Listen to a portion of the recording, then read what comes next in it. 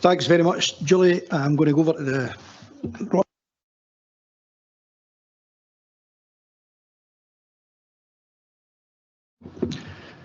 Thanks very much, members. And thank you for giving us the opportunity to welcome the Phoenix Taekwondo Club from Kilmarnock at the World Championships, really their Olympics. In Coventry this year, the club from here in Kilmarnock won 18 medals out of 21 available and won 6 world titles. And there are past gold medal winners as well. Hazel there at the end is 8 times. 9 times world champion in a 13-year period, so well done to the club. I've known Scott for a long time. He was a wee boy, one of my neighbours up on Thank. And this club, if you ever go and visit, I'm sure some of you have, you will see the dedication and commitment that all of these members do to this club. Now, as we all know, because we all have busy lifestyles, everybody has, most of these guys work. And to have that commitment after doing a day's work, to go along and do all of the disciplines and all of the training and all of the talks and advice that you need, shows a real commitment. They were brilliant ambassadors, not just for here in Kilmarnock, but the whole of East Ayrshire and Scotland. And they made many friends down at Coventry, and we wish them all the very best. So we thought it'd be a great idea to bring them in and show East Ayrshire Council and everybody in our council really appreciates what they have done, not just for their club, but for the whole of East Ayrshire. So I'm going to ask Scott, who is the senior instructor. I thought there was going to be a fancy Japanese. No, there is one of them too. But... Right. So I'm going to ask Scott to come up and say a few words about the club. Scott, please.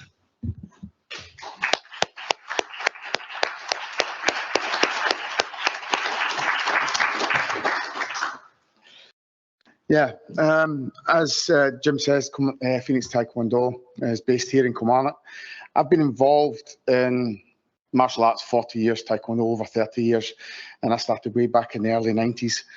Phoenix, as it is today, started about 2001, and we have students from 4 years up to, I think the oldest is late 50s. Mid-50s. So we've got students that cover an age gamut with different focuses in their training.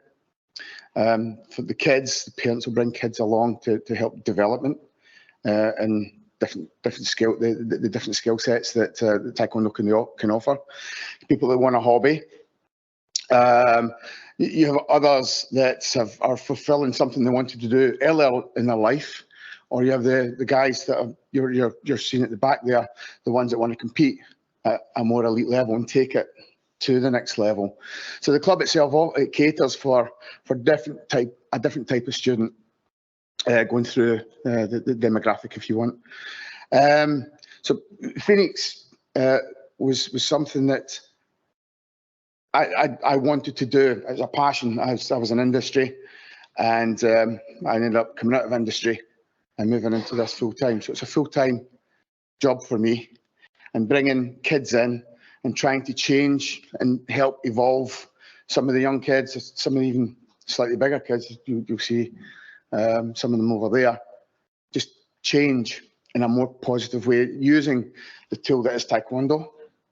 So yeah, that's pretty much great. Yep. Pretty much that. Thanks. Oh, well done, well done.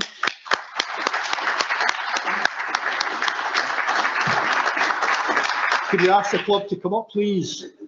Up onto I think everyone's going to say a few words. No, we're okay. I'm not embarrassed you that much. There's a father and daughter duo here. Kev and Alba. Kev's ex-Scots Guardsman, so and a piper. So we've got a great club here. This is the belts that Hazel won. Hazel, please put them on. Hazel's a new mum, everybody. So the wee one was strapped to her back when she was doing her exercise. Congratulations with that. And here's the trophy that was won. Oh my goodness, that's quite heavy. Did you manage this? You okay? Well done. So there's the certificate of civic recognition that we give out to organisations, sports clubs that go away above and beyond everything that a lot of people do here in East Ayrshire, and you've definitely done that. You're a great club. Please keep it going. Please get young folk involved, because you could be taking somebody who may be going down the wrong road, and you could give them a real sense of belonging and discipline, and well done for doing that. So I'll hand that over. Thank you very much. I'll read it out. Is that okay? Yeah, carry on. And it says, presented to Phoenix Taekwondo for outstanding achievements at the World Olympics, 31st August 2023. Thank you very much. And there's a wee voucher for some equipment. Thank you very much. So well done. Well done.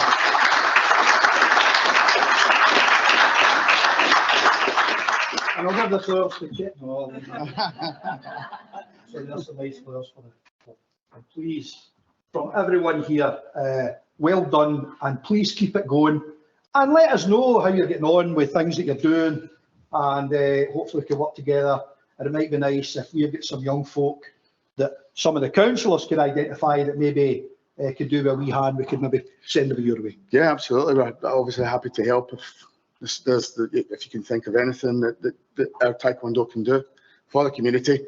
We're a community club. It just so happens these guys want to specialise in the sports side, but there are different sections, subsections within the club itself, for the kids and for the adults and us older people. Thanks very much. Thank you for the opportunity. Thanks very much, guys. David's got a lot of photographs, so we're okay there. And Robert, I'll see. You're welcome to stay for the full council meeting, which is fascinating.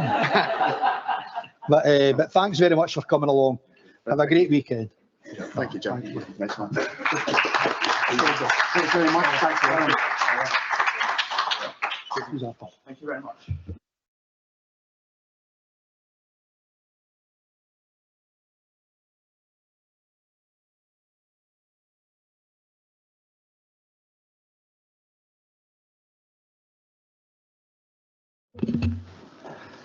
Thanks, David. Thanks, Robert. Right, folks, we'll dive in. Just some remarks the guys have asked me to say. East Ayrshire Advocacy Conference on the 30th of June, the Park Hotel. Wonderful event that some folk that need that help and they don't have a voice, East Ayrshire Advocacy gives them that voice. It was a brilliant day at the 10th anniversary party at the Palace for East Ayrshire Leisure. We had a great time there. All the young folk doing their songs. It takes you back. There was a national service of thanksgiving and dedication at St Giles' Cathedral in Edinburgh, and this was to witness the dedication of King Charles III. Great day there. We had a special celebration of the school crossing patrollers, and this was all of our school crossing patrollers who were awarded the Long Service Awards. One school crossing patroller was in 36 years. So well done to them. They look after our children when they're going to school. Ellis Wilson, this was a Special Olympics winner on the Friday the 14th of July at Centre Stage. Ellis won gold and bronze medals at the Special Olympics in Berlin in the cycling events. So Ellis and a few of her family members are coming to HQ to a future full council meeting to receive civic recognition for dedication and hard work in her chosen sport. The 30th of July was a commemoration of the first edition of Burns's book here in Kilmarnock, and I was delighted to meet representatives from the various Burns clubs from around the west of Scotland, including Glasgow and Dumfries, and they had a really good first edition summer festival held in Kilmarnock in July, so we're all looking forward to next year. And it was a real pleasure for us to attend the handover of the Cunningham Housing Development at Brighouse Hill Road. The houses are much sought after and will benefit families in need of adapted houses. We need more of them. Play day again at K Park, the play and intervention team and vibrant communities. It was great to see the youngsters out enjoying activities. As usual, a lot of children at home exhausted. Good. And the same day went along to the Scottish Young Carers Festival in Dunfermline. There was over 500 young carers there, and they're taken care of over that long weekend. And we met many young carers from here in East Ayrshire listened to their views, and I had a go in the zip slide, so that was good. It didn't break. Cotton Mini Music Festival, the 5th of August. The inclement weather did not dampen the spirits. Seriously, it was biblical. But it was a great day out, and it was in a brilliant setting down there in the square on the grass. So good luck to them. Comores Gala Day on the 6th of August. The next day, the sun shone all day. You couldn't make it up. So good for them. There was a procession through the town. It was great to see all the stalls and all the folk for Comores having a great day. And that's the same with most of the galas all through the Shire. We had a resettlement celebration on Thursday, 17th of August at the Howard Centre. And these were families from Afghanistan, Iraq and Syria. And one of the Syrian ladies grabbed me and would only let me eat Syrian food. So good for her. Brilliant. It's great that those young folk are doing so well at our schools. And it's great to hear the children speaking about their experiences in school, and they're doing really well. Lovely community garden in Knocknatiba opening on the 19th of August. Lovely wee bit of ground behind the changing rooms, and it's going to be a brilliant place for reflection for those in the village. And it's a real well done to our modern apprentices at Member Services, Katie Nelson. Katie plays hockey with the Stewart and Garnock hockey team, and she made us aware of their fantastic win at the Scottish Masters Hockey down at Nottingham. The women's 45s team but placed 4th in their group. And Heather Nelson, who's Katie's mum, was in the named team. Also at Valencia, Spain, the women's 55s were silver medalists. Linda Gilbert was in the team, and the women's 60s, Scotland were gold medalists. Judith Martin and Lizanne McCurry were there in the team. Well done to everyone, and keep up the good work. Hockey is alive and well at East Ayrshire. Thanks, folks. That's that. I'm going to move on to declarations of interest, and I'll ask members if there are any declarations of interest in the agenda today. Councillor McMahon. Just for clarification, and maybe Nish and David, where the council tax setting the discussion round about that and the recommendations are possibly going back up to Scottish Government, did we need to declare on that? No, because it's simply a response to a consultation rather than making any decisions round about setting levels locally. So there's no particular provisions round about that in terms of, I think it's taken as read that everybody who owns their own house, indeed those who may be renting, will be liable for council tax regardless. So I don't think there's sufficient connection between a response at this stage on a council basis and anyone's individual circumstances, but thanks for raising it. No, thanks for that. Okay, members. Moving on to business proper, I'm going to introduce item 2, which is the previous minutes, and that's pages 411 of your papers, and I move as a correct record. Second, Provost. Thanks very much, Deputy Provost. Any questions, folks? Nobody online? No, we're fine. Thank you. Item 3 is the Cabinet Committee minutes. I'll ask Leader. I'll move, Provost. Second, Provost. Thank you very much. Yep, Councillor Mackay. It's just to ask on page 52, Provost, which is a Cabinet minute. Now, clearly I was present at the Cabinet. I can't say that I noticed it on the day, but I'm just raising it now just for absolute clarity. The wording there at 9, and it's Tenant Support Fund, and it's Cabinet agreed to the creation of a £500,000 Tenant Support Fund for East Ayrshire tenants. I think that I'm right in saying, in actual fact, what we did was we had the paper which talked about what the details were of how that was actually going to be presented, because I think I'm right in saying that was something that we agreed as council, all 32 of us, just for clarification of that, just so as that perhaps we can take the opportunity to just make an amendment to that wording. Yeah, no, that's absolutely fair clarification for that. Yep. Eddie. just to say, I think what Councillor Mackay is saying is a correct memory in terms of the sequence of what we've done. That the £500 million was agreed in terms of the overall budget setting, so full council had already agreed that, and this was Blair bringing in some of the detail you wrote around that there too. Thanks, Provost. I actually had my pen out just to highlight that had been the case, just for information to members, because there'll be, all 32 years, there'll be some of the folk that were aware of that's maybe struggling, and this is now available. And I'd hope that maybe Blair can circulate, just some of the criterion, etc. that's involved. But it certainly will be a big bonus at this time to get £500 million out to people struggling in their communities. No, thanks for that. Maureen, okay? Yes, thank you. I take it we're just going to sort of make the slight amendment in terms of the wording of that. That's absolutely grand. Thank you. I mean, we were absolutely delighted to support it, of course. No, you're absolutely right. Important point to raise.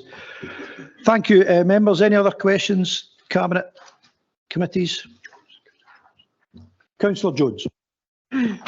Thanks, Provost. So in relation to agenda item 3.1, I've got 3 questions and a request. Is it all right just to go through them? So the first one would be page 13, item 6, and it's really just to ask for an update on the National Care Service following the ministerial visit to East Ayrshire Council last week. And on page 16, paragraph 4, and it's just to ask, do we anticipate any impact to our service delivery due to the East Ayrshire rates paid to adult social care providers being lower than North and South Ayrshire?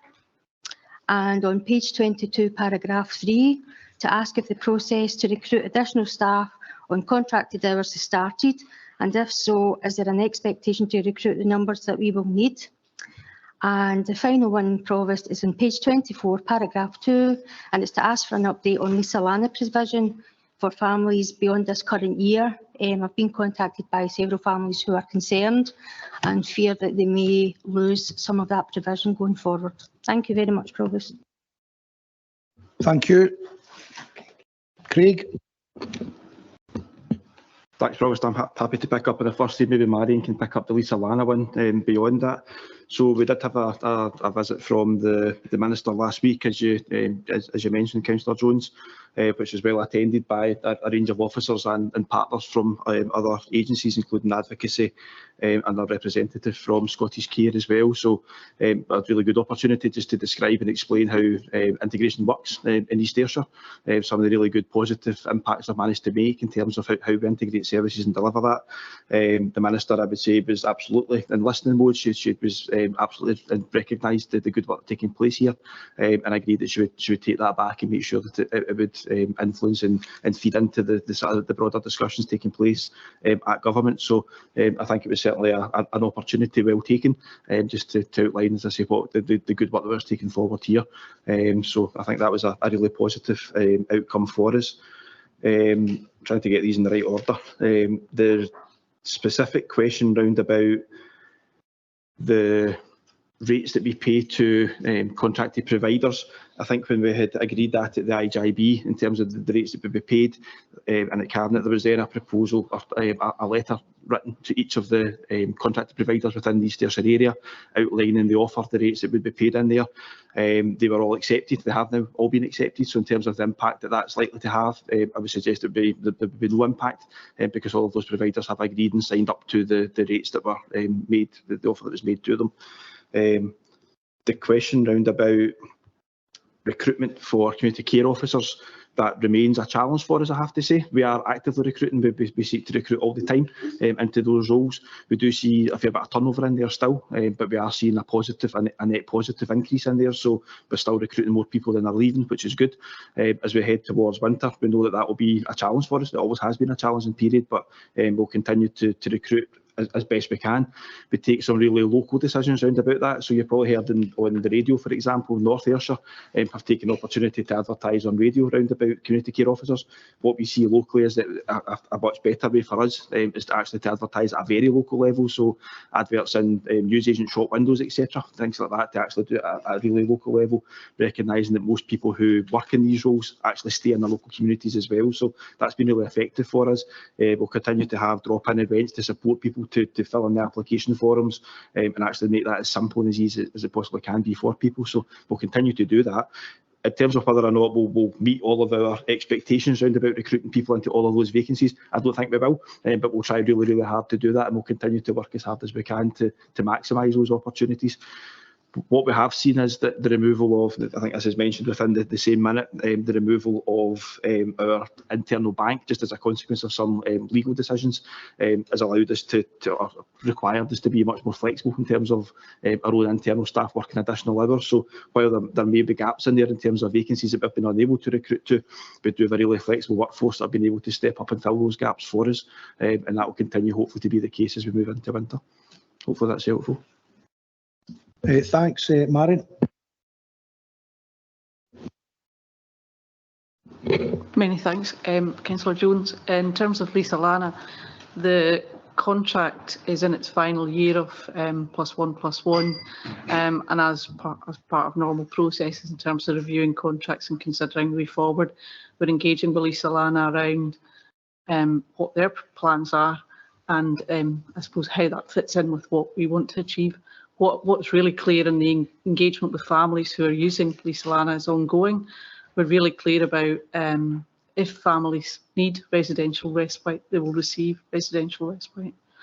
And I hope that clarifies that position. I'm just mindful that we're in a contract discussions around how we take that forward. Thanks, Marion. That's reassuring that families that need that residential support will receive it. So that's reassuring. Thank you very much for that. Thanks, Provost. No, thank you. And as soon as it's available, Marion, you maybe send that out to members what the final outcome of that would be. Is that okay? Yep. Leader. It's maybe just a couple of points that Lillian raised there in terms of the ministerial visit. It was an excellent visit from Marie Todd. We expected her to stay for an hour and she was there for about 2 hours because it was quite good for her to actually hear from some of our partners, and they were quite direct in some of the things I had to say in terms of the, and I think that message was well articulated, and it was good that we had that meeting. Another thing is just I totally agree in terms of the recruitment. It's tricky, it's difficult, but we're looking at every kind of way as Craig suggests. But I think one of the other important things is to make sure that we career paths within. Once we recruit people, that there are opportunities for promotion and a career in care, and that's one of the things we've got to kind of pay particular focus on. But I think it's a point well made. Eddie, yep. Thanks, Provost. And without us taking us into a different place, obviously, you know, the leader and Councillor Mackay were able to join us, you know, with the Minister at that meeting. And it was important for us to tell our story here in East Ayrshire that the wellbeing of our communities is not only delivered through the Health and Social Care Partnership. So that's why it was important at the meeting, you know, with Sina there, you know, right from early years. We had Marjorie there from the Education Service in terms of employability and the contribution that's there. And we had Blair there to talk about the contribution that housing makes actually to that. So it was about how we as a council don't see this. You know, the wellbeing is only about health and care, and why we see it as such a risk if you start separating off different elements of health and social care within, you know, any legislation. And I've got to say, you know, the Minister was very receptive to our discussions around that, and it's something that, you know, hopefully we can influence and see that's how, you know, how things can work if people are ambitious in other areas too. No, thank you. Councillor Mackay. Yeah, thank you very much. No, I just wanted to express that it really was a very productive, we hope, meeting in relation to that. And again, to echo what Leader has said in terms of our partners, and also, again, some of our own internal staff, if we take on board what Craig has already said about recruitment, to have had Marjorie there from SL33 to again just pick up the points about this is about looking at all of our young people within East Ayrshire and what part they have to play in looking after our older people in particular as we move forward, and I think that's really important. What was also important was for us to make the point that we have made particular choices within East Ayrshire, and we were able to present how we believe that has actually worked well for us by taking that whole family approach to it, and to really make the point to the Minister, not that we're looking for everybody in Scotland to necessarily embrace the approach that we have taken, but certainly to be assured that what we have seen works in East Ayrshire, that there is not going to be anything in new legislation coming forward that prevents us from being able to continue in that path. And I think that was really important that we had the opportunity to be very explicit about that. And as the boss has actually been very clear at the meeting, the devil will be in the detail when we see that in relation to the legislation. And we know that to date, we have managed to have all council support for the approach that we have taken on any proposals that have been there. So let's hope that that's something that we can continue with. Thank you. No, that's absolutely fair. And when I was up at the Young Carers Festival, some of the young carers from East Ayrshire, not all, but some of them said they'd be interested in a career in the caring profession. So there's opportunities there, hopefully, that those young folk can get the opportunities for that. Thanks, folks. Any other questions on Cabinet committees? We're okay. Thanks, everyone. Right, we're going to item 4, which is the Scottish Government consultation, a fairer council tax, pages 59 to 73. And I'll ask Joe to introduce this. Thank you, Provost. Members, this report provides details of the Scottish Government COSLA consultation that seeks views on increasing the council tax multipliers for council tax bands E through to bands H from April next year. The report also contains an appendix which sets out the draft council response to the consultation. The response has been drafted by myself, providing professional advice to you as council and as your Chief Financial Officer. And that advice has been compiled with due regard to East Ayrshire's council tax base, our council tax band demographic, and the potential recurring benefit of around £2 million that would flow to the East Ayrshire from the introduction of the revised multipliers. The report itself sets out the background to the council tax and explains the mechanism by which the band D rate becomes the band from which all other 7 bands are geared or multiplied. The consultation proposes a series of increases similar to those that were introduced in 2017, meaning that if approved, the multipliers for band E would increase by 7.5%, band F by 12.5%, band G by 17.5%, and band H by 22.5%. And in monetary terms, and based on the All Scotland average band D rate, then this would equate to an average annual increase of £139, £288, £465, or £781 annually for bands E to H, respectively. The consultation describes in detail the issues that arise because of the regressive nature of council tax, especially for those households assessed by the Valuation Board as being in the lower council tax bands of bands A to D. The consultation explains that it is in these bands, and particularly band A households, where a larger proportion of the overall household income is used to pay council tax compared to the higher bands. The consultation paper describes how the proposals to increase the multipliers from April 24 is an attempt to make council tax fairer, particularly for lower band households. Members, you already know from the detailed briefings that have been provided by my colleagues that 80% of our 59,000 households in East Ayrshire are in council tax bands A to D, with the largest number of our households assessed as being in the lowest band, band A.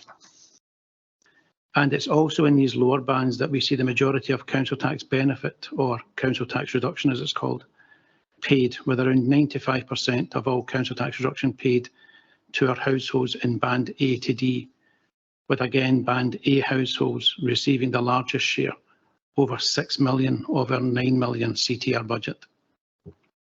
It is for these reasons that the draft response seeks Council approval to submit a response that agrees with the proposal to increase the multipliers for bands E to H, with full implementation from 1st of April next year, rather than a phased approach that would take 2 or 3 years. In doing so, the response makes clear that the Council would rather receive our share of the estimated £176 million of additional income expected to come from the multipliers. We would rather see that as part of our annual grant, rather than through a change in council tax. Importantly, members, the draft response asks Government to increase the quantum of council tax reduction available to councils, and moreover that the income eligibility level for CTR is also widened to ensure that households, particularly those in Band E, are able to apply and receive an award of CTR should the proposal to increase the multipliers be implemented. Finally, members, as a high Band A to D council, and with 80% of our households not being impacted by the proposal, and with a recurring benefit of around £2 million being received annually by the council, which would help meet the financial challenge and close the budget gap for next year, then, as mentioned, the draft response recommends approval of the proposals with the additional recommendations noted in the consultation response. Provost, I'm happy to stop there. Thanks very much, Joe. Yeah, members, we're opening it up. Councillor Linton. Thanks, Provost, and thank you, Joe, and your staff for bringing this paper and spending time explaining the implications of everything around it to all the members. It's greatly appreciated. Members, I would like to support the paper, but I would like to take it a bit further if that would be possible. So I would propose that in addition to the recommendations that we include this, that the Council recognises the possible £2 million of recurring income from the proposal and how this would be used to protect and sustain our services. But we are acutely aware of the difficulties that households currently have making ends meet. I would propose that we agree the report and the consultation response of Appendix 1, but we strengthen our approval by saying that we only agree on the basis that funding is put into the council tax reduction scheme to cover the increased applications that will come, and that the ability to claim council tax reduction is extended with changes made to the household income eligibility level to make sure that those in need of help, possibly due, for example, to having a family with caring responsibilities or being a pensioner in the family home, can receive the support they need. Thank you, Provost. Thank you. That's Councillor Richardson. Yeah, I'm happy to second that motion, Provost. Basically on the grounds of that the increase in council tax proposed is progressive in nature and aims to ask those who can afford to pay a bit more to do so. Although it does seek to protect those on lower incomes living in Band A to D housing from a further tax increase at this time. While CTR will be available for those living in higher band housing who will possibly need extra support. The hard truth is, in the current economic climate, that if we are to protect frontline services, then council tax will unfortunately need to rise. Thank you very much. Councillor Adams. Unfortunately, I'm fundamentally opposed to the paper on the basis that while I do understand that we were looking to help 80% of people, fundamentally we're penalising another 20% of people, and that's unfair.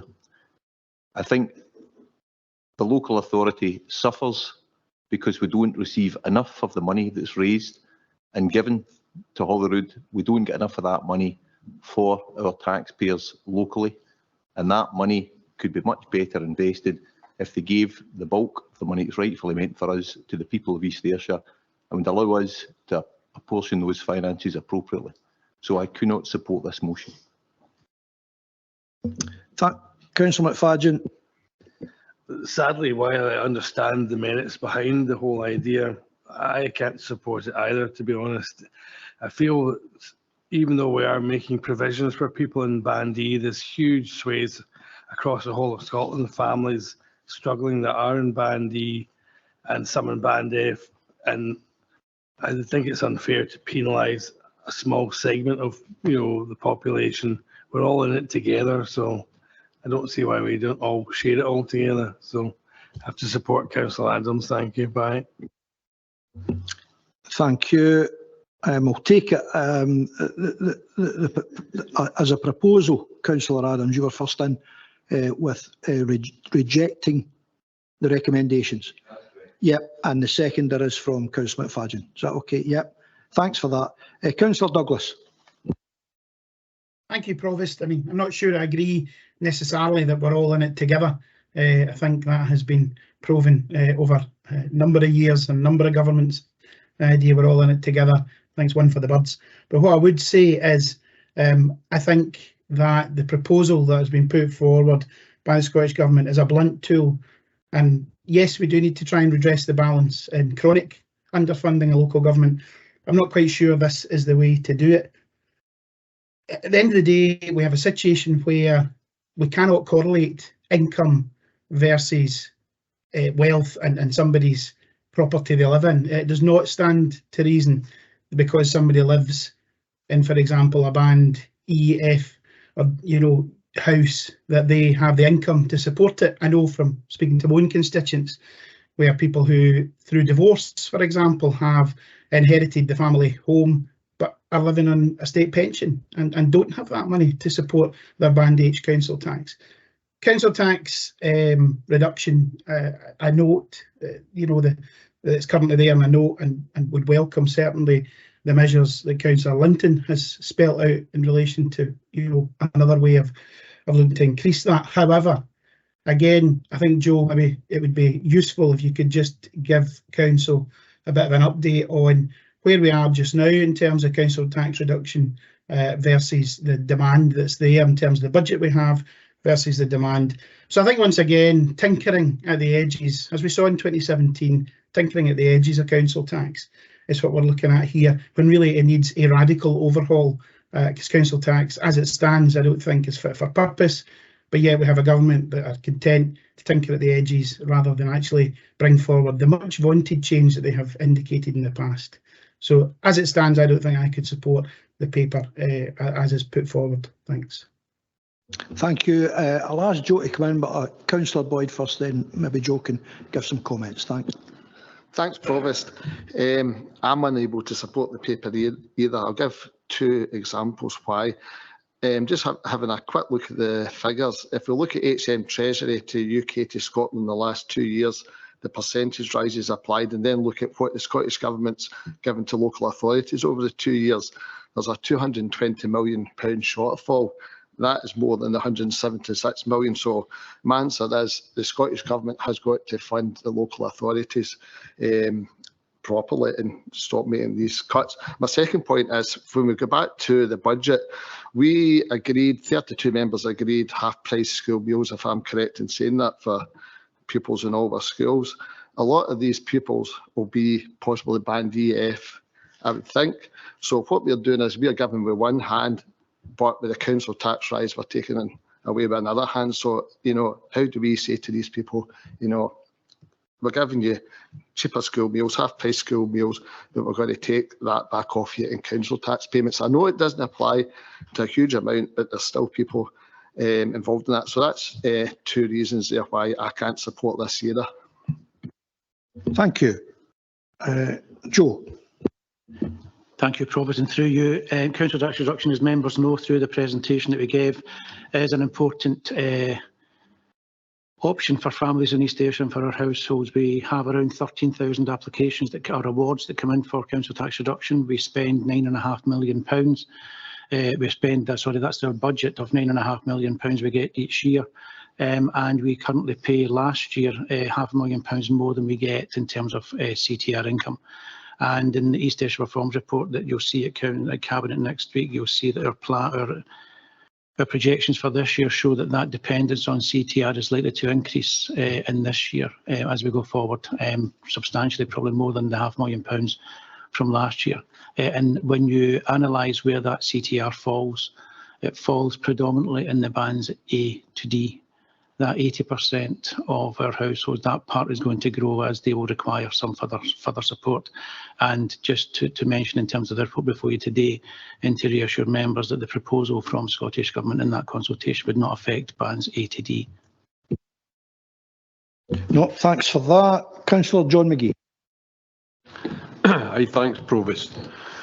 I don't think if we're not going to support the paper, we need to have some alternative that we're going to put in, because we've got to put a response forward, surely, just as we did for the National Care Service. I think that's our role here. But I can't help get the feeling that we're just making the same mistakes over and over again. I think when I go back 2004, John Swinney said he would axe the council tax. In 2007, the council tax was beyond reform. In 2007 and 11, the SNP manifesto, the council tax was to be scrapped. In 2015, a cross-party commission recommended its replacement with a system based on property values and an income. In 2019, a deal with the Green Party secured approval for the 2019-20 spending plans and cross-party talks on replacing the council tax, if memory serves me correctly. And yet here we are. The regressive council tax, as we correctly point out in my response to question 1, is still with us. And despite being beyond reform, but again, as somebody else pointed out, tinkering around the edges, it's a regressive tax. Let's do something about it altogether. But we haven't. And lots of folk have talked about replacing it, and we just haven't done it. Just going back to some for 2016-17, when we done exactly the same thing we're talking about today, as far as I'm led to believe, kind of if I'm correct, these changes introduced many anomalies. Someone earning 60,000 living in a Band D property will pay nothing extra. Conversely, a hard-working family living in just above the average income in a Band D property will see their council tax increase by more than £100 a year. These changes will raise an extra 100 million next year. That is great, but it looks a little insubstantial compared to the 400 million of cuts forced on councils by the Scottish Government.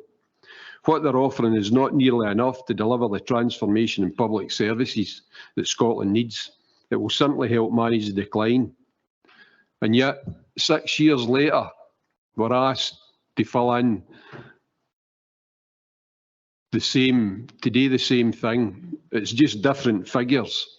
This time it's going to be 147 million instead of 100 million. So,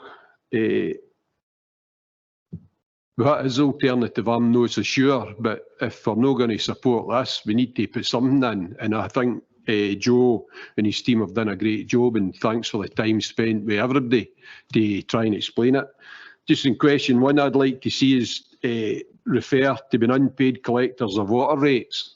I understand this has been raised and rejected many times before, but I still think this is a chance to raise the issue again. We're collecting somebody else's tax, and it costs us to do it with no recompense.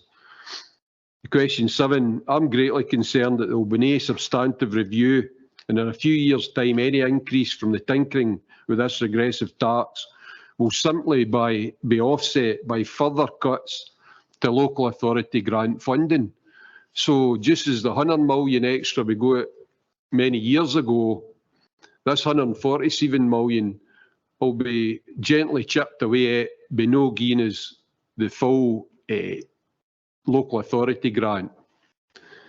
In question 10, and I understand the reason behind answering don't know to this question, but I just feel that we have a good idea as to the impact on this, and we should have outlined that in an answer and not don't know.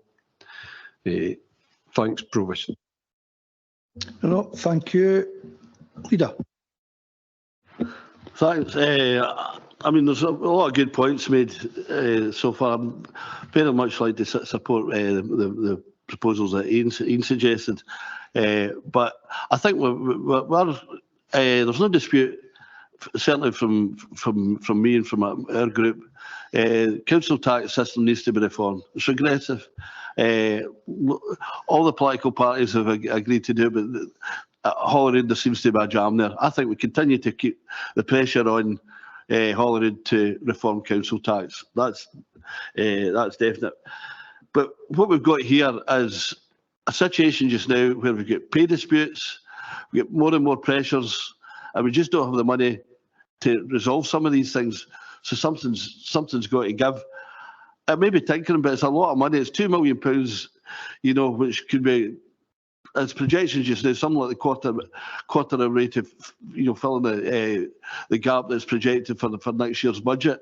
But it's certainly something we need to absolutely consider. I know a lot of authorities haven't even responded to this and have put no comments in their response. And I agree with John in terms of, I think we do need to make a response. And I think what the proposals that Ian sent to David there, it just presents a way of protecting the most vulnerable within that, because it does affect many people, you know, 20% above that are in above the band D, band Ds, and it does provide some amount of protection to them. But funding a local government, funding a local service is not unique to Scotland.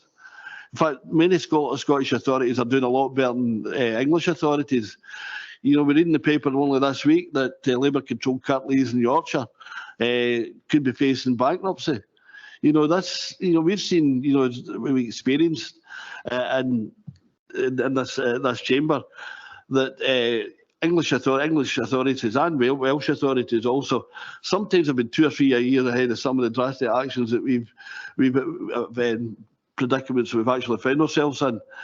We need to keep the pressure on, and through COSLA we're doing that, and we're doing that with one voice. We need a reform in council tax, and all the parties in Holyrood need to face up to that. This offers a way getting that, we're hands on that £2 million, but in a reasonable and fair way that doesn't impact on the poorest members of our society.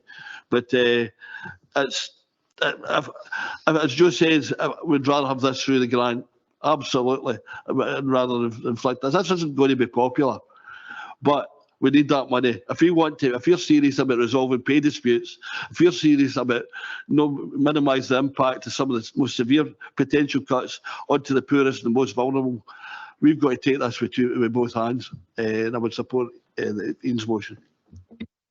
Thank you. Councillor Mackay. Thank you very much, Provost. I'm looking at this in terms of bands E to H across East Ayrshire at 11,746. I'm looking at my own ward, the people that I come here to represent.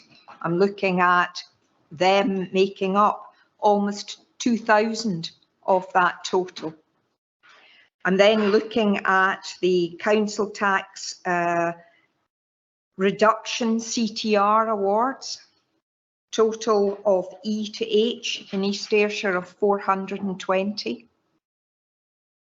I'm looking at my own ward representing, I've done the figures, and it's 69% of the band G CRT reductions. I cannot possibly support what the proposals are here. We have heard from various speakers today to make the wider comments on council tax, and I would certainly just give some absolute pointers on that to make it absolutely clear what my own position overall is. Current council tax scheme is unfair and broken. Tinkering with multipliers will do nothing to address the overall problem. Unfortunately, we've heard that the SNP have regularly promised to abolish the council tax system, but have failed to do so. Councillor Douglas has pointed that out. It's a false assertion to claim that these changes to the multiplier make council tax fairer. We've heard already, we know that the size of property is not a good indicator of wealth or income. It's a false assertion to claim that the system will be fairer for everyone because they pay the same proportion of their property's value. And quite simply, without revaluation, these proposals exacerbate the inequality between those proposals that are newly built or recently valued and those that have been improved or extended but not revalued. So they make the system less fair. So, in summary, the council tax reduction scheme is inadequate and doesn't address the full range of needs for support. I value what Councillor Linton has put forward. I value that Councillor Richardson has supported it, but that is not what we are looking at, an overall principle here. I do believe that in my own experiences, these proposals will hit pensioner households and fixed incomes particularly hard, and will also affect young families struggling with mortgage payments as they try to get on the housing ladder. Quite simply, given the current cost of living crisis with massive rises in energy costs, mortgages and inflation, it is not the right time to impose huge increases on council tax on large numbers of households. I personally would not be affected by this proposal. I, however, am very acutely aware that I am here to represent people who send me here, and on that basis, it cannot have my support. Thank you. Councillor McFadden. I'll start by apologise for being long-winded, but I'm very proud of East Ayrshire Council, and I think we're a very ingenuitive council. I think we lead the way, and I think we've got the chance here to make a response to this, which I think the Scottish Government should listen to. And I also think Councillor McGee has hit the nail on the head. We are tinkering. The council tax isn't fair. And what's not fair, in my view, is both the council tax and the old poll tax, all these flat rate taxes where it's a fixed amount, it's a flat rate. There's nothing fair about flat rate taxes at all. We don't live in a flat rate world. Everyone's got a different financial situation. And I'm sad to say, and I'm not criticising the SNP government in any way, I just wish they would abolish the council tax and bring in something else. What I don't understand is what the difficulty is and why it's taking so long. And this is a long-winded bit. 50 years ago, I lived in California, and I was too young to understand it. My dad explained it many times ever since when the poll tax came into me. Out there, you paid the state tax, like the income tax, that was fair enough, but you also had a very small local tax you paid, like individually, and it was based on the individual's income and what their circumstances were. And people only paid really what they could afford or what they should pay, a fair share, because they were all in it together. And there was no council tax, there was no poll tax, there was no rates. It was a locally based tax within the area. And the whole system seemed to work very well. It was very simple. It was collected through wages. It was fair because it was dependent on what you earned. And income tax in general is dependent on what you earn, and no one's saying that's not a particularly unfair system. So I don't really understand why it's taken so long to bring in a better, fairer system, as Councillor McGee says. And I think we should push the government in our response to hurry up, to come in with a fairer system and not a flat rate system, because we don't live a flat rate life. We should all pay what we should afford, what we can afford on a proportional basis. And I'm sorry that's long-winded, but that's my response. No, thank you. Councillor Jones. Thanks, Provost. So we're sitting here today and we know the state of local government in Scotland. We certainly know the financial state of East Ayrshire Council. And that's following 10 years of a council tax freeze. What did the SNP government think was going to happen with a 10-year freeze on council for council tax? What did they think it was going to do to the services? Did they think that there was going to be money there to invest in services to support our communities? 10 years of lost council tax income to this council, including the millions and millions and millions of pounds of cuts. It's disastrous. Council tax in its form is just laughable almost, because it's not being collected to invest in our services. It's been collected to fill a funding gap from the Scottish Government. So let's not pretend ourselves. that if this was to go ahead and East Ayrshire got a fairly small share of £2 million, that's not going to be invested in any services or protect any jobs or advanced services. What it's going to do is go to pay for things that we should already have the money to do. This proposal will not affect me. I live in a Band D property. It does not affect me, but it affects too many of my constituents in Ward 3, Kilmarnock West and Cross House.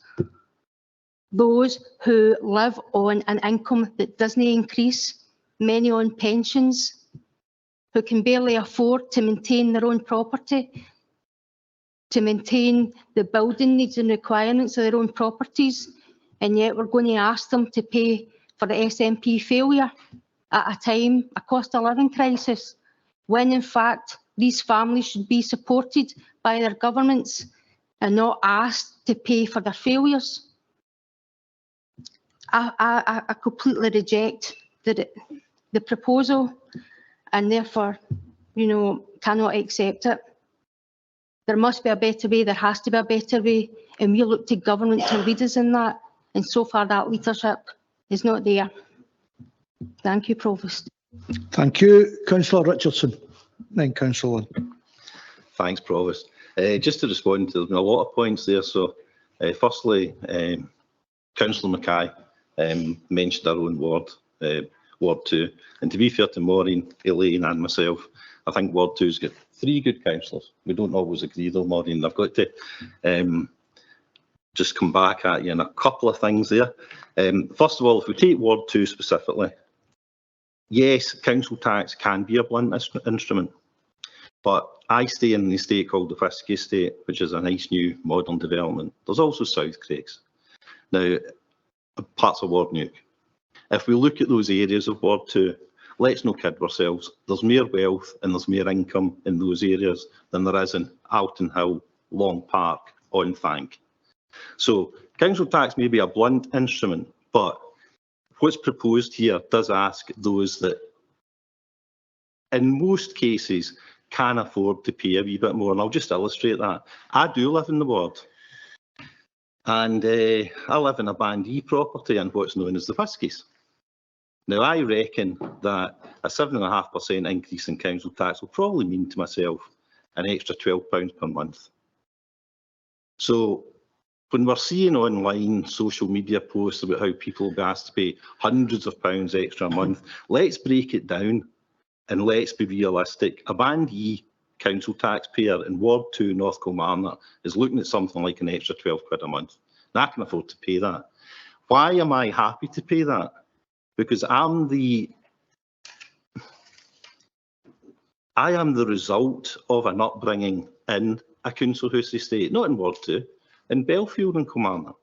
I come from that background. I know how hard it is for working class people in those council estates to make a living. That's why I'm happy that this proposal isn't hitting the Band A to D people, and it is asking those that have the affordability in their wallet to come up with an extra £12 a month. Now, if you cut me deep enough, you find that I'm a socialist at heart. So basically, for Labour to come round to that way of thinking and say that this proposal isn't thinking about the working class, the lower income people, yes, council tax is a blunt instrument, but it's what we've got available. It's what we have to try and make work, and it's what we have to try and make a wee bit fairer until there is something else there. There isn't anything else there than now, so we have to make council tax work. Now, just lastly, a number of councillors have mentioned the Scottish Government in their submissions there. I'm looking at a wee article from 3 days ago in the Daily Mail, which basically is looking at councils down south. 47 councils down south were governed. Now, I take it we all agree that the Scottish Government doesn't have any input in this because it's Westminster that's funding these councils. So 47 councils in England were surveyed, 9 of whom believe that within the next 12 months they may have to declare bankruptcy.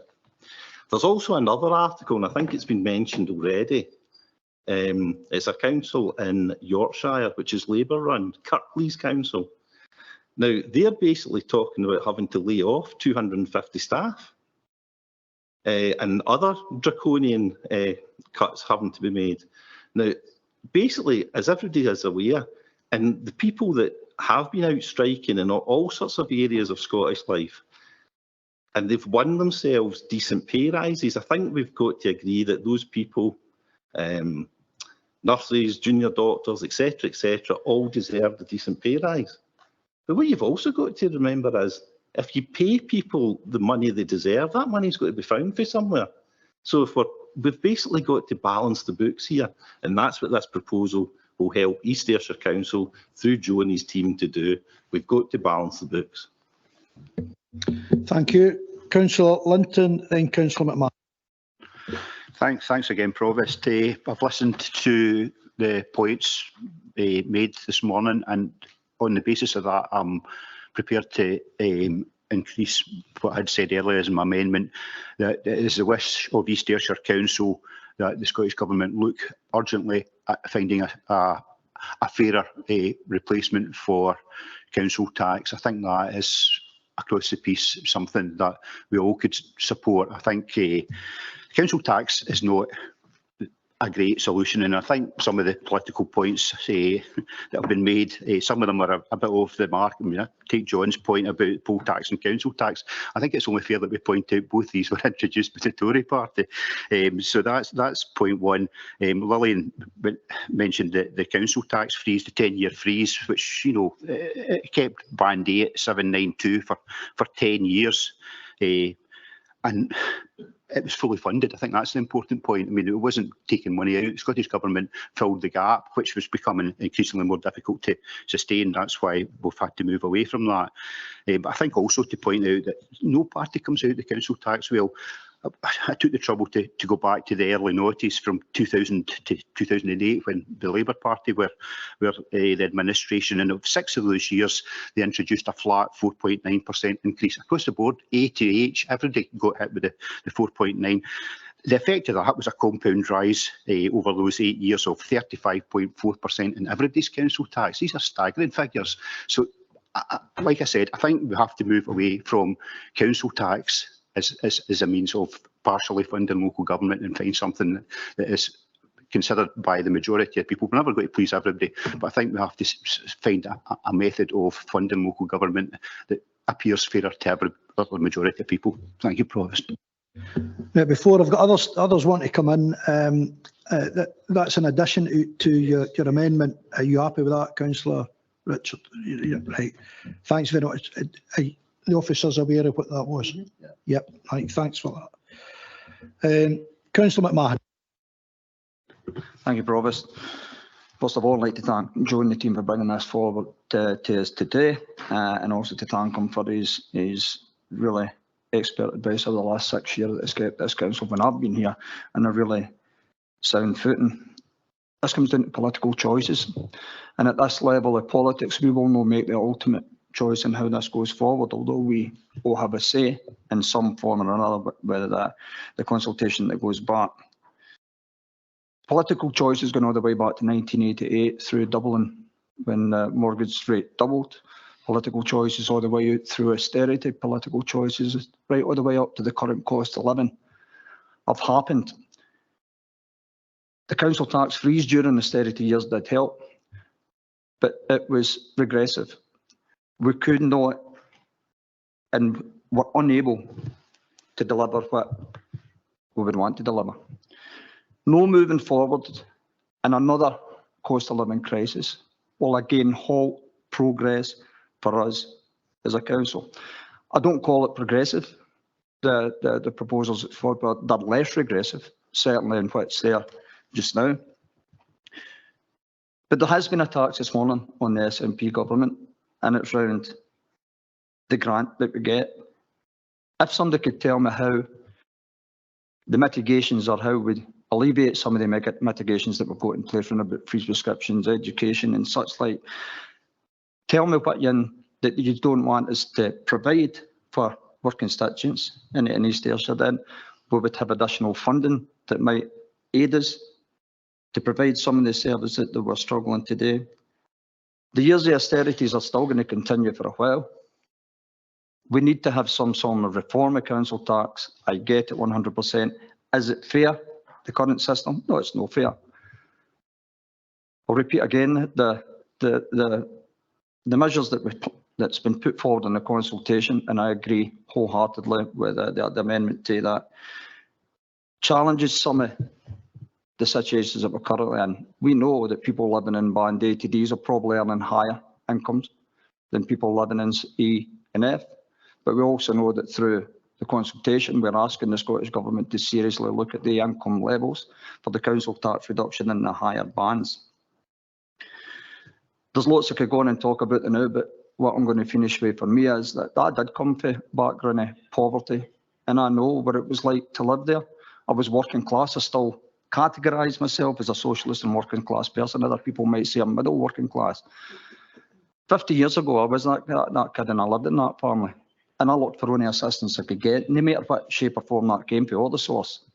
Now that I'm classed as middle class, working class, I see myself as that source to help that family to 50 years ago.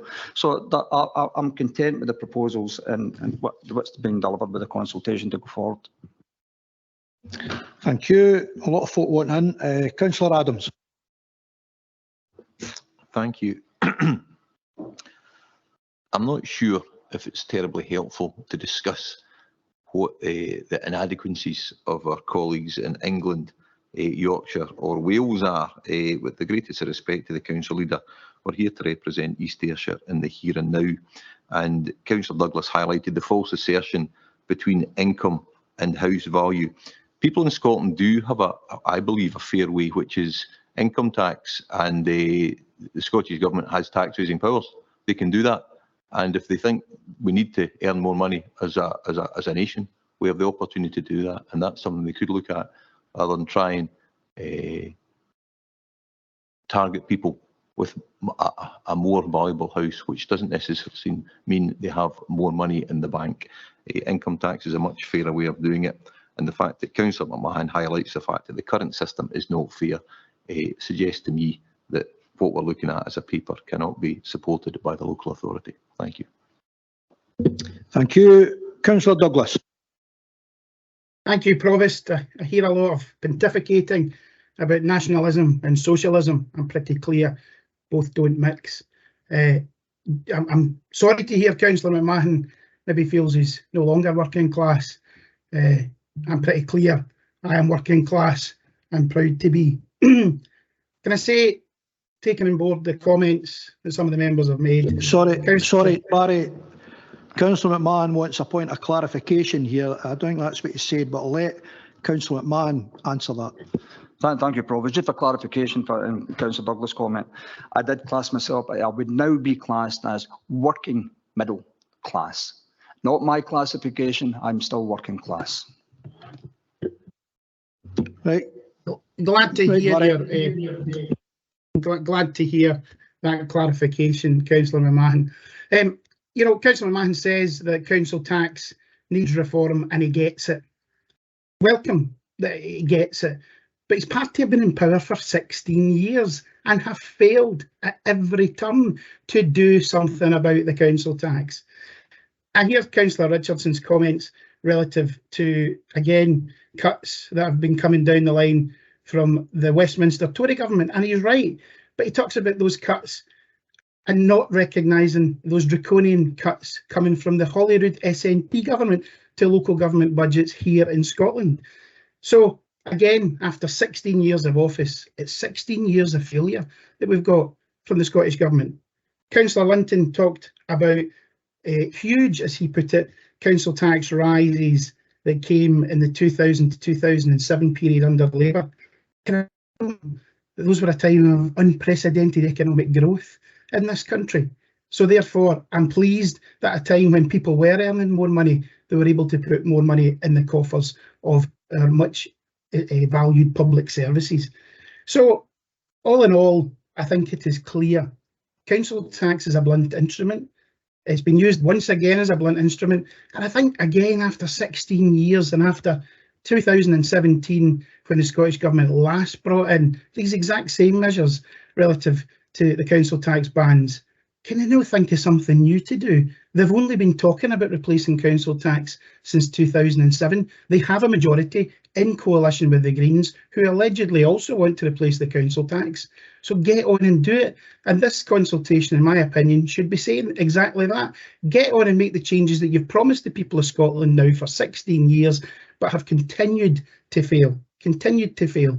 And absolutely, looking back at what's happening in Yorkshire or elsewhere in Wales, I'm very sorry, but we're in Scotland. I'm talking about Scotland. And you know what? I'm not going to defend austerity and Tory cuts to local government in England, as I am not going to defend SNP cuts to local government in Scotland. Thank you, Provost. Thank you. Councillor McFadden. I take what Councillor Linton said. Yes, the council tax and the poll tax were introduced by the Tories. I have no idea who introduced the rates, but I mean, I'm more interested in looking forward and going forward and being, you know, positive. And I'd ask Councillor Linton if he would consider even adding one more sentence to what he's proposing to put forward, and that is, no matter what system is put into place, that the Scottish Government ensures that it is not a flat rate system, a flat rate in bands for everybody, because nothing flat rate is ever going to be fair. The rates weren't fair, the poll tax isn't fair, the council tax isn't fair. So I think it's very important that we stress to the Scottish Government that flat rate is out. And I'd ask Councillor Linton if he could come up with some kind of words that pushed it, that whatever system comes forward is not based on a flat rate system. And I think that's a reasonable request. Yeah, John, I'm more than happy to that. I'd already suggested that, you know, included in my amendment, we look for the Scottish Government come up with what is considered by the majority a fairer system to totally replace the council tax. So certainly, I mean, I think this is an opportunity for us in East Ayrshire to prompt the Scottish Government to look beyond. And I take John's earlier point. No, we have to. This helps in the short term, but I don't think we can get a replacement for council tax in for next May. So I think we've got to be realistic about this. I think the two things sit side by side. We do need and I take Barry's point as well, that, you know, this has been rumbling on for ages, and it's not an easy decision to take, because you're going to upset some people. You're bound to upset. That's the nature of the whole, you know, nobody likes paying more money, but, you know, we have to find something that's fairer. And I do perfectly accept what you say, John. Yes, I do. Okay, thanks for that. Councillor Boyd. Thanks, Provost. Councillor Richardson said there's nothing else there. I would like to ask Councillor Richardson, just as I said earlier on, there is, if the Scottish Government passed on the same percentages rises as they get from Treasury, we wouldn't have this problem. So I think there is another way. So just if Councillor Richardson can answer that, why does the Scottish Government not pass on the same percentage rates? What are they doing with the money? It should be going to local authorities. Where's it going? Thanks. No, we'll let Councillor Richardson in when he wants to talk. I don't want a to and fro challenging each other about statements. Statements are absolutely fine. Everybody's going to have their say, but let's keep it at that level. Councillor Holland. Thank you, Provost. Mine is a very simple point. Going back, I was listening with interest to Councillor Richardson talking about the Band E property and it being £12 a month, and that's great. £12 a month is £12 a month, and if someone is on a fixed income and every penny is a prisoner, it doesn't matter whether it's £12 a month or £112 a month. If they don't have any disposable income, they don't have it. So the amount doesn't matter. And that's just the point I wanted to make. Thanks. No, thank you. And just be magic, you're next, Councillor Richardson. Right, well, I'm going to respond, if it's okay, Provost, to a couple of people. I'm going to respond to my colleague Barry. I'm going to respond to my colleague Graham in a minute. First of all, Barry, you said that socialism and nationalism don't mix. I'm happy to be sitting where I am in the SNP group, because if Scotland wants a centre-left party to vote for, it better vote SNP rather than Sir Keir Starmer's Labour, because you guys are in the left anymore, Barry. You're no socialist. Secondly, Graham, the Scottish Government will fund local government properly when we have got all of the levers, all of the tax raising powers. Basically, what you're asking the Scottish Government today is we're mitigating so much just now, it's unbelievable. Bedroom tax we're mitigating. We're paying £25 a month to families with young children. Sorry, I was because Graham asked me to address these points directly. Basically, Scotland will be run on behalf of the Scottish people better when decisions relating to Scotland are made in Edinburgh and Westminster aren't calling the shots, Graham. So if you want Scottish local government to improve, then have a wee think about your position, unionism versus independence. And that's basically what I want to say. Oh, wait a minute.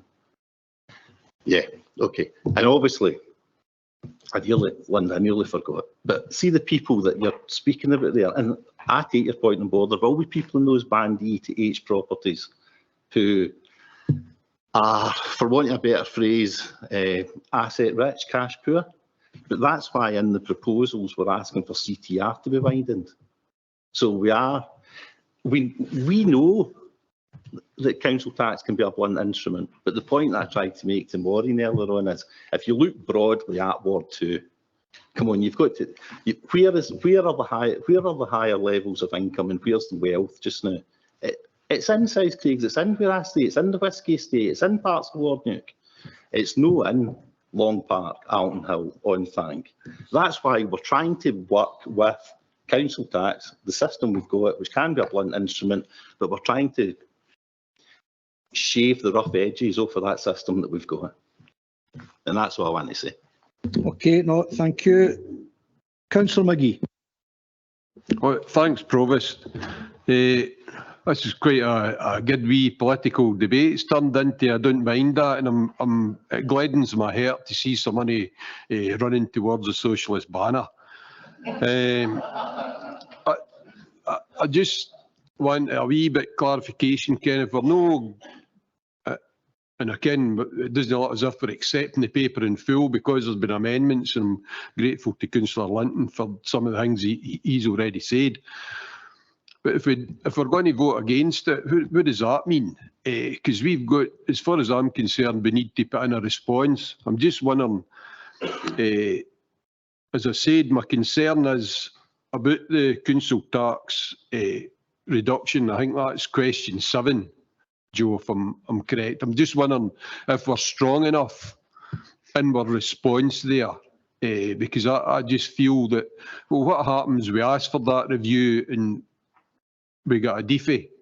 Okay, I mean, we've put in a proposal that we've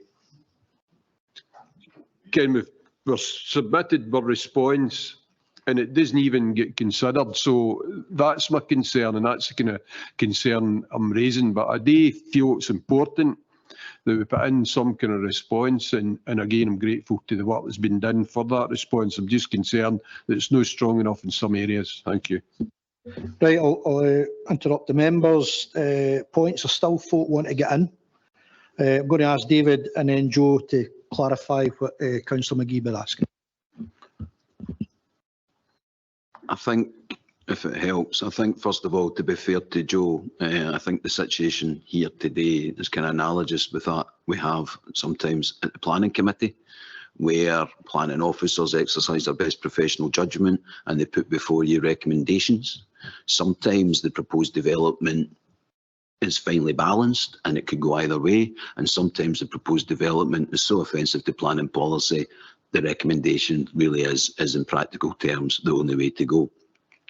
In this instance, you have Joe as your Section 95 officer's best recommended response based on his professional judgment and his knowledge and expertise in local government finance. And that is what is before Council for approval.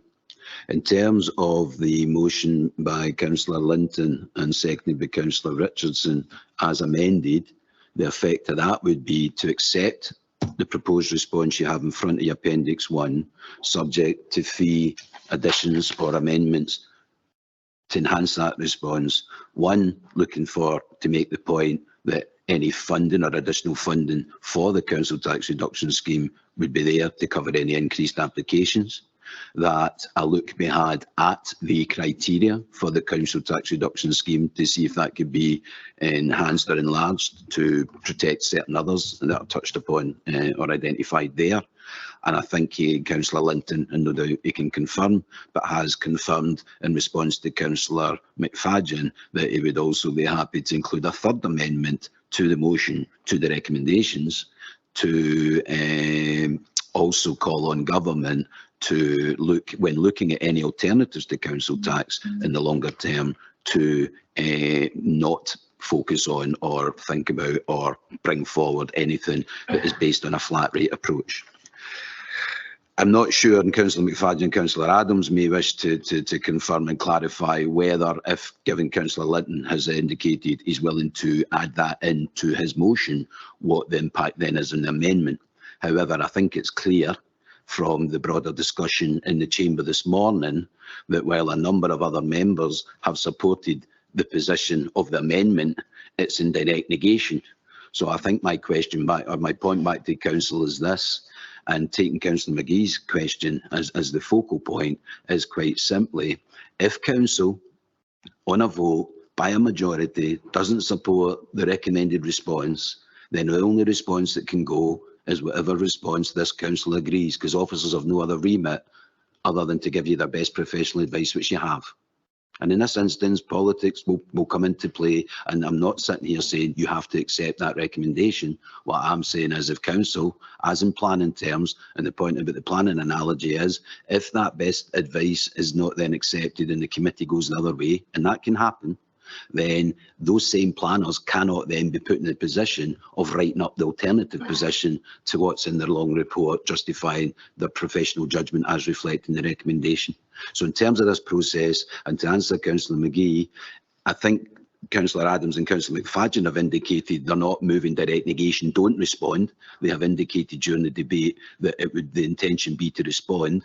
At the moment, subject to any further discussion, deliberation and direction from council through this debate, the only response that would be sent and could reasonably be sent back is this council by a majority, should that be the outcome of the vote, does not support these proposals, and would simply call on the council not so much to reform council tax but to focus their efforts on replacing it, because I think that reflects the debate, not my view. I'm not putting forward a view, but I think that reflects it. So I think what I'm saying in terms of process is, should Councillor Linton make that amendment, and should it cause Councillors Adams and McFadden then to withdraw, sorry, make the amendment to the motion, the further amendment, and should it cause Councillors Adams and McFadden to withdraw the amendment, I think we then need to be clear what the position is of other members who have spoken in support, because I don't think it will go far enough to meet some of the other points that have been raised in the chamber.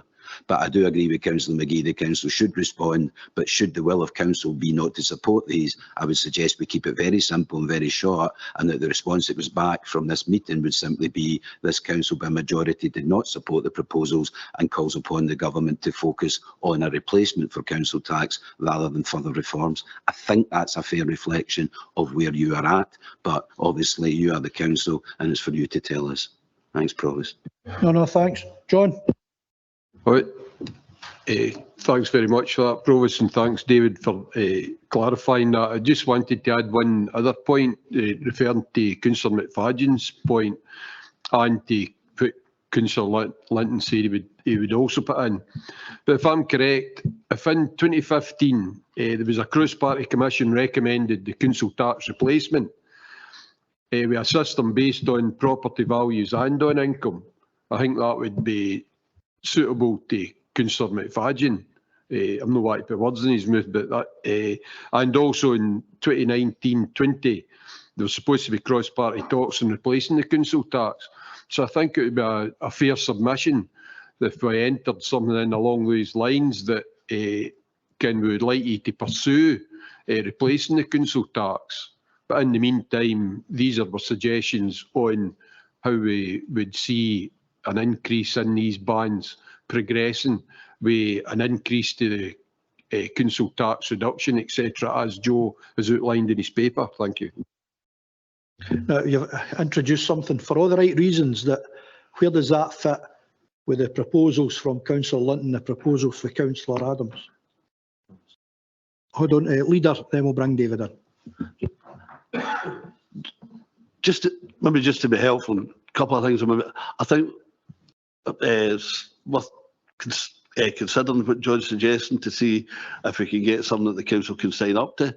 Maybe want to have a wee recess, but I'm looking at some other local authorities, because they're all, there's the majority political councils, the length and breadth of the council, so they're all having the same kind of struggle as we are.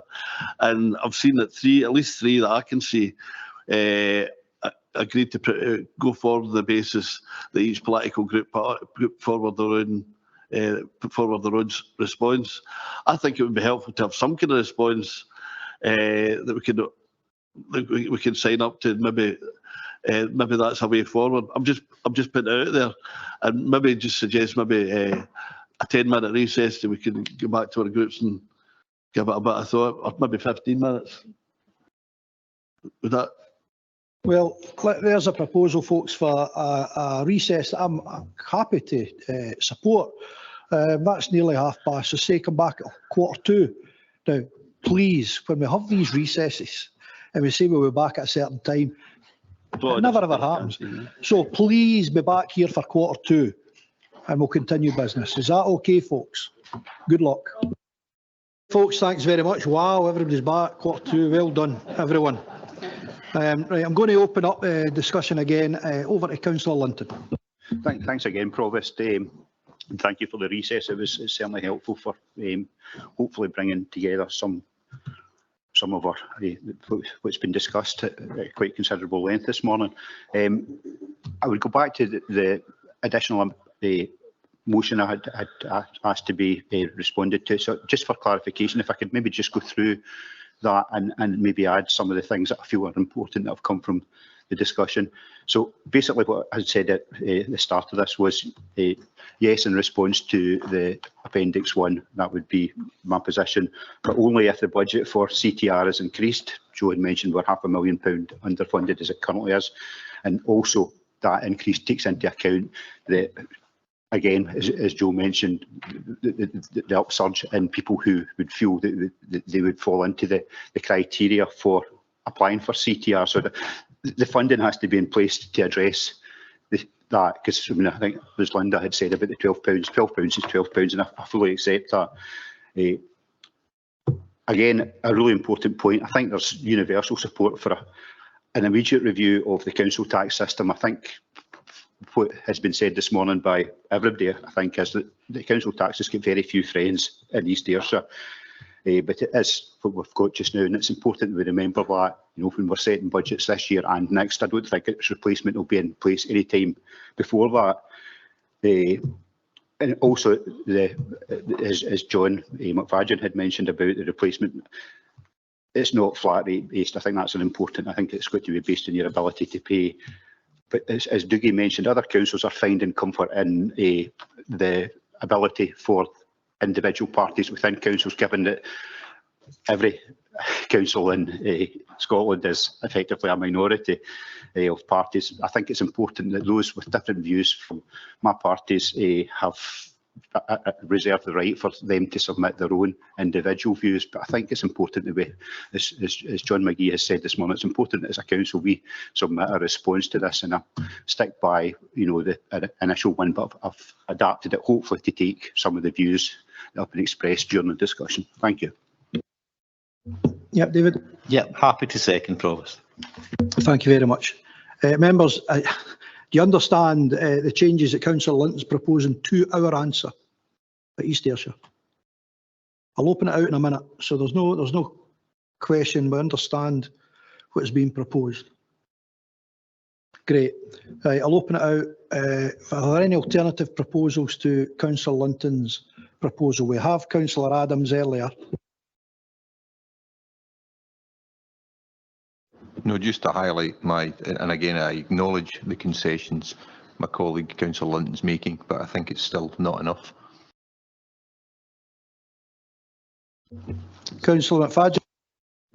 I'd just like to thank Councillor Linton for the concessions, and I think that's a very positive point of view for our council as a whole. And it's not. I'd hate to deprive our council of any extra money, and that certainly wouldn't be our point of view or what we aim to do.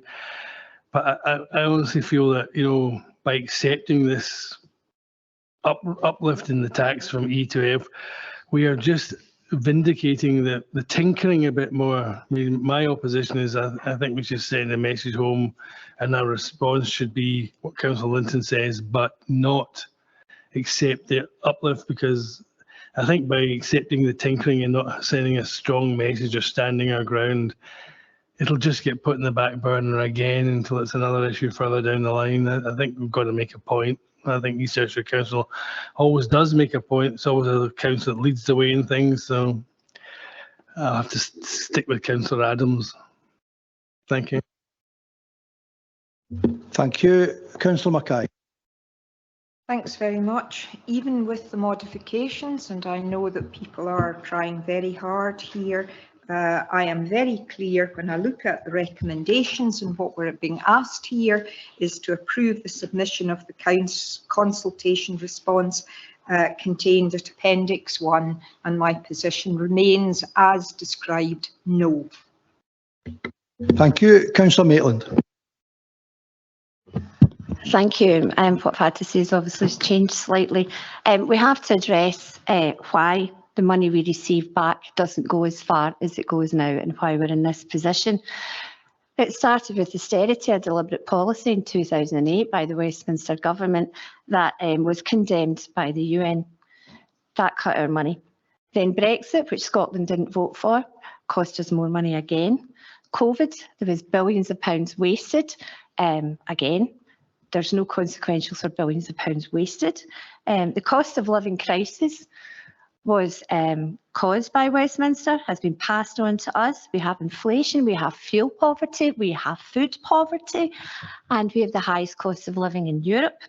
We also have the poorest pensioners in Europe. So whatever proposal we put forward today won't be enough to address those issues. However, I do support Ian Linton's amendment and what was added, and I'm disappointed that the others aren't going to support it, but that's politics for you, it's their choice, but they'll have to put forward something else instead. Thank you. Right, thanks folks. That's been a very, very long discussion, which has been very good politically. We've got a proposal to accept the recommendations with additions from Councillor Linton, backed by Councillor Richardson, and we've got a counter proposal from Councillor Adams, backed by Councillor John McFadden. So if there's no other proposals, I think we'll go to the vote. Sorry, just not to prolong things, but one point of clarification which has been a thread throughout the debate and goes back to Councillor McGee's ask and some of the comments made by other members, going back to the point that, and as Councillor Mackay's rightly said, this is about the recommendations on page 59 of the agenda papers, and as presented, it's a matter of whether Council approve the submission or not. As we touched on before, in terms of the amendment, and I'm just looking for a little bit of confirmation or clarification, in terms of that amendment, should the amendment be carried, is the effect of the amendment that no response be sent, or that and I don't mean Councillor Linton's amendment, I mean the amendment, should no response be sent on behalf of the council, or should a short response be sent that simply says the majority view of the council, if that's the case, is not to support these reforms and simply call for a focus on the replacement to the council tax?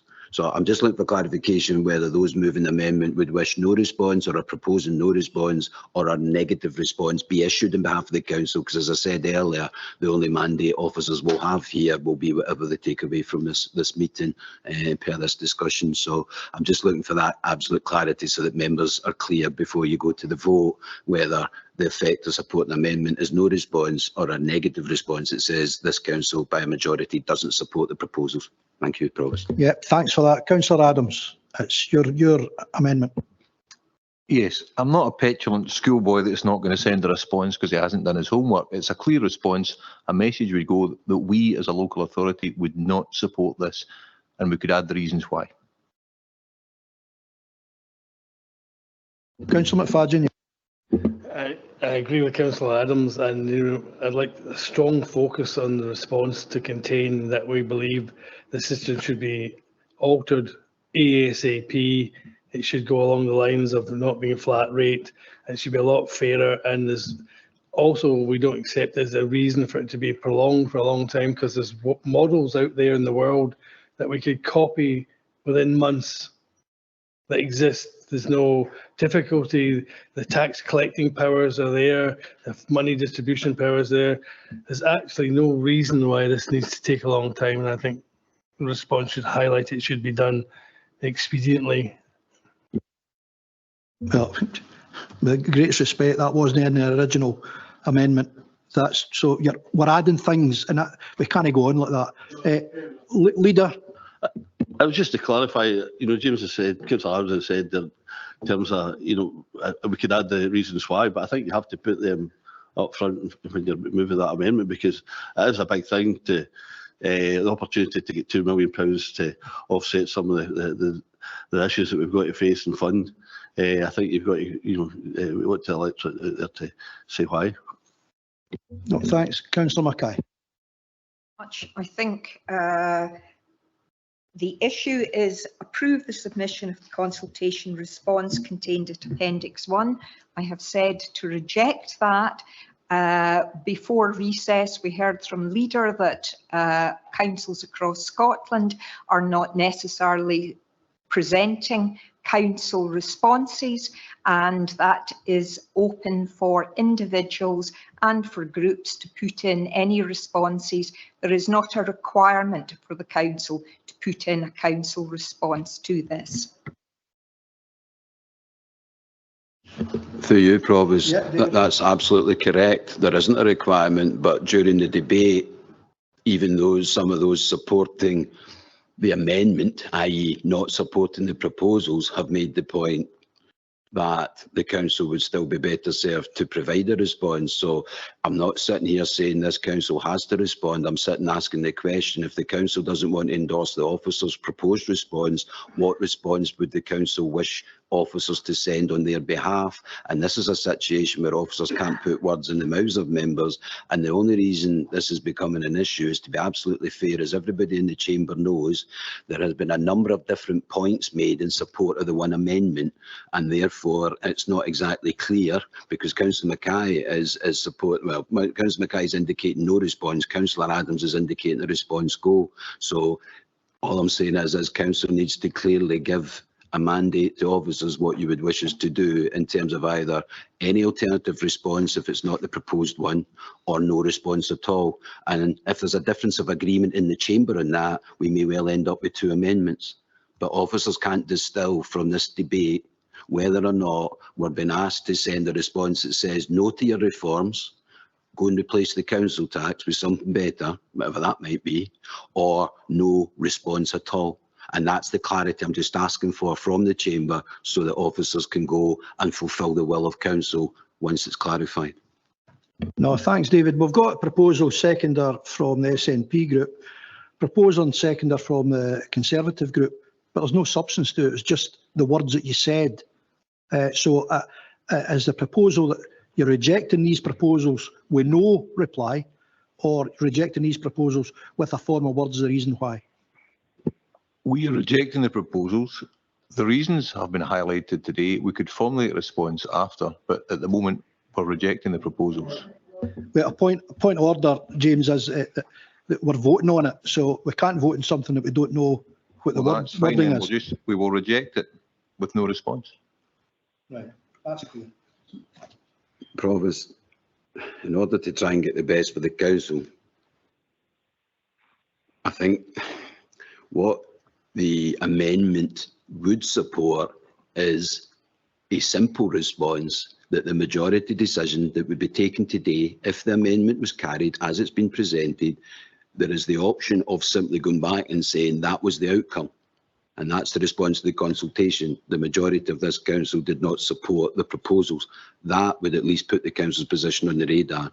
If that option's there, but if that is what those proposing amendment want, the next bit about the reasons sitting below that need to be articulated now, and there would always be the option of another short adjournment just to make sure everybody's happy with that, and also to allow any consideration of any second amendment.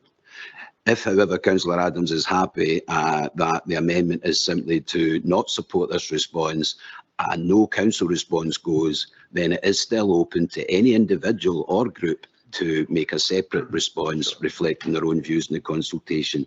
And I'm sorry to focus this, but with all great respect to all members, members do need to be clear in what they've been asked to vote on before they go to the vote, not after. Yep, that's we're going. Well, we're going to go to the vote, Maureen. There's been umpteen discussions about this. A point of. I want to give us then the opportunity to. Sorry. No, wait, Maureen. No, of a consultation, an answer to the question. No, sorry. Is it a new amendment that you're proposing? Because we've already had the wording of the SNP group's proposal. We've already agreed the wording of the Conservative group's proposal. So is this a new amendment? Yes, it is. So right, what okay. I would propose then is here are the changes in terms of the consultation questions. Question 1, do you think the council tax in Scotland should be changed to apply increases to the bans on properties E, F, G and H? No. Look, Maureen, Maureen, we've already been through all that. That part of it's already been through. We're at proposals and amendments to the recommendations now. Right, David. I am proposing... Councillor Mackay, can I suggest Provost another adjournment? Because the first adjournment hasn't achieved any effect. We still have a motion, we still have an amendment. I think it would benefit those proposing the amendment to take a few minutes just to clarify the point that we've had in debate here around if those proposing not to endorse this response want to articulate an alternative response. I think it would be better for that to be back in the chamber. That adjournment could also allow Councillor Mackay and her group to decide whether or not they then wish to put in their own alternative amendment before this gets any more complicated. I appreciate there's been an adjournment, but it may well be that another short adjournment Provost would save us an awful lot longer in this chamber before we get to the vote.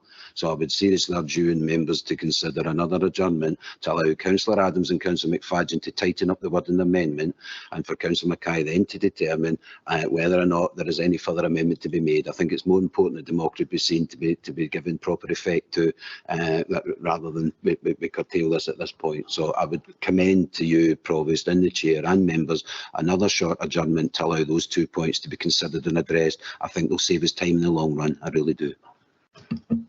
Yeah, okay, David, take your advice. 15:15, folks. That's 12:15 back here. Thank you. Right, members, thank you. Back to Timothy, well done. I'm just going to go out now. We had to recess. Oh, sorry, Julie, yes, you get Billy. Thanks, members. I'm just checking. Councillor Crawford, we now have you through audio. Can I ask you now to unmute your mic and please be aware that we can now hear everything in chambers. So thanks, Councillor Crawford. Okay, thank you. Hello. Over to Councillor Adams. Yes, we've worked on the amendment, so I can go through that with you if you would like. Do you think that council tax in Scotland should be changed to apply increases to tax on properties in bands E, F, G and H? We are saying no. Council tax in Scotland is regressive and we urgently seek an alternative, non-flat rate alternative. Question 2, we're suggesting no. The proposal is to increase the council tax on properties in bands E, F, G and H by 7.5, 12.5, 17.5 and 22.5% respectively. Do you agree with the levels of increase set out on that proposal? We are saying no. Number 3, if you've answered no to question 2, what do you think the increases to the council tax on properties bands E, F and G and H should be? We disagree with the principle of the multiplier effect. Question 4 is not applicable. When should any increases be introduced? Question 5 stays at yes. Question 6 is no longer relevant. Question 7, 8, 9 and 10 would all remain the same.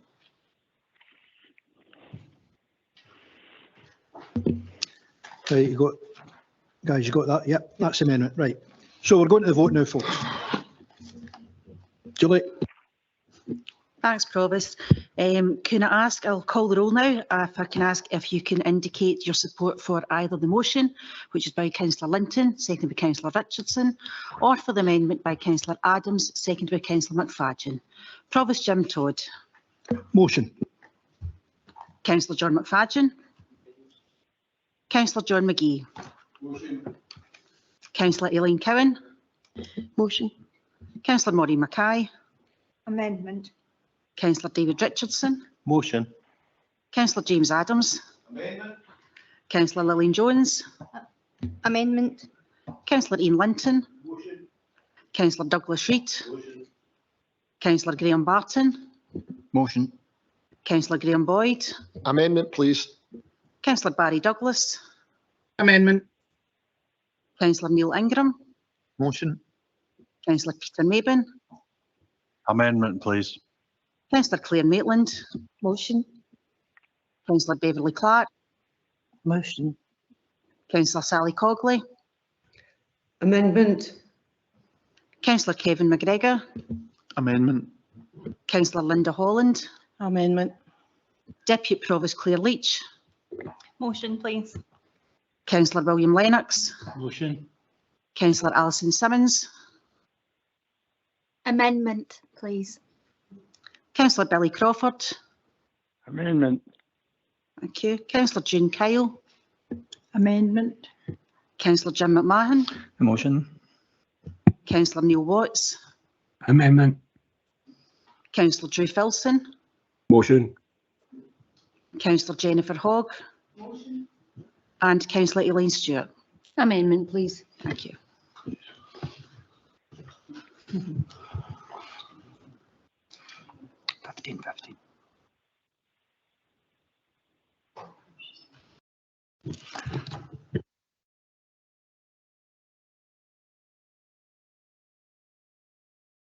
Thanks. The result of the vote is a tie and equality at 15 votes for the motion and 15 votes for the amendment. So in accordance with the Council's approved standing orders, it would fall to the Provost as the Chair to exercise a casting vote on the Council's response to this consultation. Thanks, David. And I go for the motion. Not the first time ever.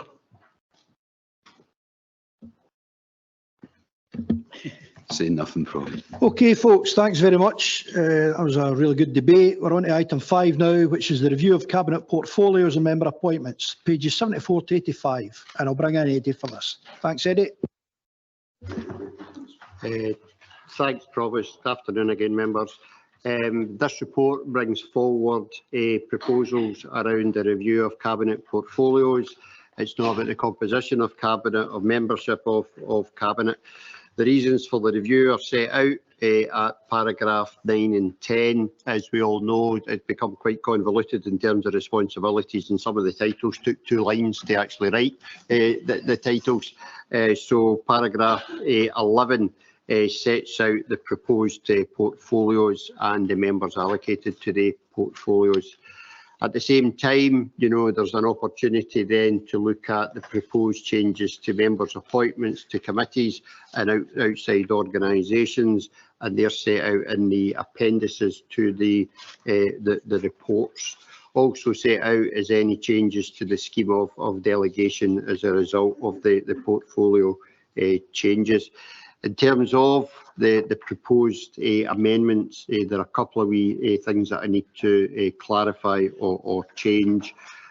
So in page 84, just to be clear in terms of the appointment of Councillor Neil Ingram, that's to the chair of JCC from the council side of that.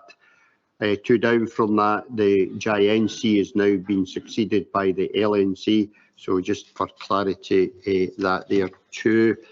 And in addition to the changes set out there, there are two other changes been asked through Councillor Mackay for the Labour group, and that would be Barry Douglas would replace Councillor June Kyle on Police and Fire and Rescue Committee, and Peter Mabin, Councillor Mabin, will replace Councillor Holland on the Equalities Forum. So the recommendations are set out at paragraph 2, members, for your consideration and agreement. Members, thank you. We've all had sight of the paper with the additions from Councillor Mackay. Are we happy with the paper? Yep. Okay, thanks everyone.